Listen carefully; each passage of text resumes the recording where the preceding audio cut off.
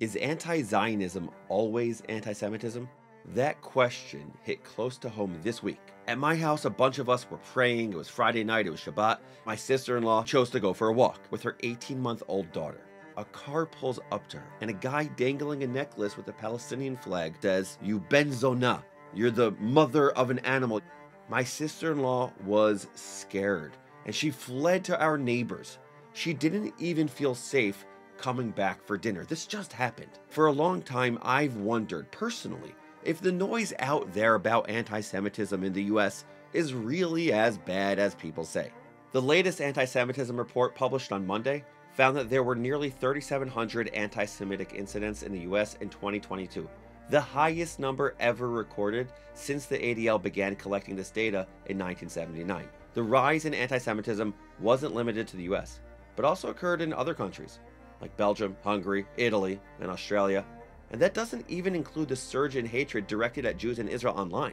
You hear about anti-Semitism and people talk about it, but my sister-in-law experiencing it firsthand made it really real for me. As she told us right after, the guy in the car appeared to be expressing genuine hostility. He meant what he was saying to her. He hated her for being her. He hated her for being Jewish. As Israel's about to turn 75, it reminded me of why the Jewish state has always mattered and why it still matters in a serious way in 2023. Number one, Israel's the only place where a total Jewish experience is possible. I don't mean religious behavior, by the way, not talking about that at all. I mean that when the Jewish people lead their own state, the calendar, the language, and the festivities follow the Jewish rhythm. The great poet Bialik said it best: everything that is created in the land of Israel by Jews becomes culture. Number two, one major purpose in creating the Jewish state was to ensure the Jewish people would control their own destiny. For thousands of years, we were wandering, exiled, persecuted, oppressed, embarrassed. Now, there were great moments also, but that was a lot of the history.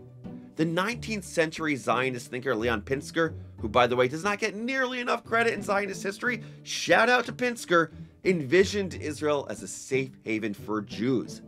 Fast forward several decades to November 29th, 1947, the night when the UN voted to partition the land into two states, one Jewish and one Arab. The world had officially carved out a sliver of real estate that the Jews could call their own. The Israeli author Amos Oz, who was 8 years old at the time living in Jerusalem, recalled listening to the results of the UN vote over the crackling radio. Of the Dutch Committee for Palestine was adopted by 33 votes, 13 against, 10 abstentions. Both of Oz's parents were refugees from Europe, with relatives who had not made it out in time. The family knew exactly what this vote meant for the Jewish people. Oz's father, Aryeh, said to his son, "From now on, from the moment we have our own state, you will never be bullied just because you are a Jew. Not that, never again. From tonight, that's finished forever." Oz later said this was the only time he ever witnessed his father crying. That was back in 47. Today, over 75 years later, I am proud that there is a Jewish state. I am proud of all of Israel's accomplishments, the revival of the Hebrew language, the creation of the kibbutz, Israel's development into a tech powerhouse, and defending itself against existential threats.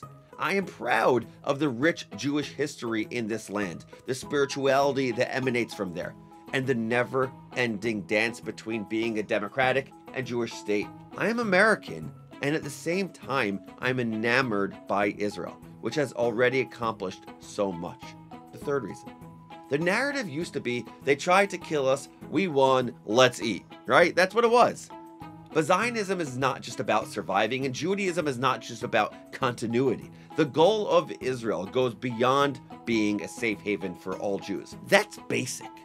Saul Singer wanted to update the narrative to be, they tried to kill us, we won, now we're changing the world. But the truth is that Israel's accomplishments in its first 75 years are the cherry on top. At the end of the day, Israel matters to me because I am part of the Jewish people, and Israel is the Jewish home. It is the place where Jewish memory began forming, where so much of our story began thousands of years ago. In its Declaration of Independence, Israel's founders wrote, "The land of Israel was the birthplace of the Jewish people. Here their spiritual, religious, and national identity was formed. Here they achieved independence and created a culture of national and universal significance. Here they wrote and gave the Bible to the world. And the Jewish state restored dignity to a people that had been beaten down after the Holocaust and 2,000 years of exile. The existence of a Jewish homeland gives me a sense of strength. What I'm celebrating this Yom HaAtzmaut, this Israel Independence Day, is the strength that I have to not be afraid of that person who did this to my sister-in-law, to follow in the footsteps of Sir Isaiah Berlin, who said that Zionism and a Jewish state restored to Jews not merely their personal dignity and status as human beings, but what is vastly more important, their right to choose as individuals how they will live. So is it anti-Semitic to do what this guy did to my sister-in-law? I think it was. But I'll let the legislators figure that whole thing out. Is it officially? Is it not officially? Let them figure it out. What I know is that verbally assaulting someone because they look a certain way, because they appear Jewish, is hurtful, it's scary, and it's unacceptable. Either way, I will continue to wear my kippah in public. Our dignity is not for sale.